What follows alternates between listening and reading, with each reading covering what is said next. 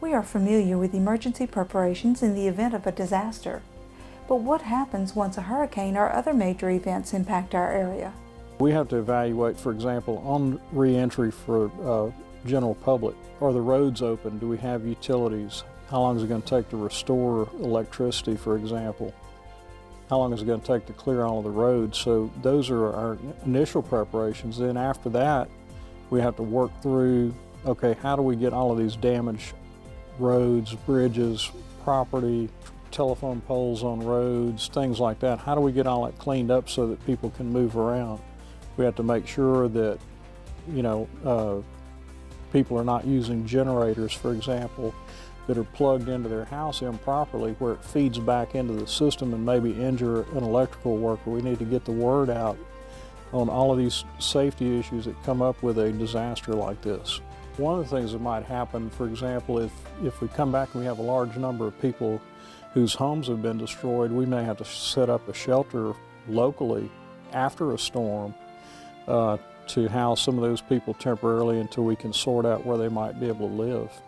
Some of the hospitals or various doctors' offices may not be immediately available. We may have to set up a clinic in a tent, maybe, like we had to do after Hurricane Rita. So there are various things like that that you take for granted just during everyday life that we would have to take care of if the power's out for a long period of time or whatever. The first group of people we would expect here would be first responders, police, fire, public works, to make sure everything is safe and then start clearing roads where people can get back. The second group would be people who maybe work at facilities, who work at stores, to try to get those infrastructure items back up and running so that they can accept the general public back. And then last would be the, opening up all the roads, general public back in. Now, we may or may not do that depending on what the severity of the storm is. For example, Hurricane Rita, we did call for an evacuation and eventually a curfew after that evacuation. But for Hurricane Gustav and Hurricane Ike, we did not. So it really depends on the severity of the storm, on whether we're going to have plans like that. Staying informed as to what is going on in your area after a disaster is essential. Most communities have internet access at their public libraries. So wherever you are around the whole United States, you should be able to find some way to get back in touch with us, and of course all of our briefings and other information that we do will be posted on the various social media networks. For Hurricane Rita, we had a lot of people who were out of town. They could not get information about what was going on here in Lake Charles.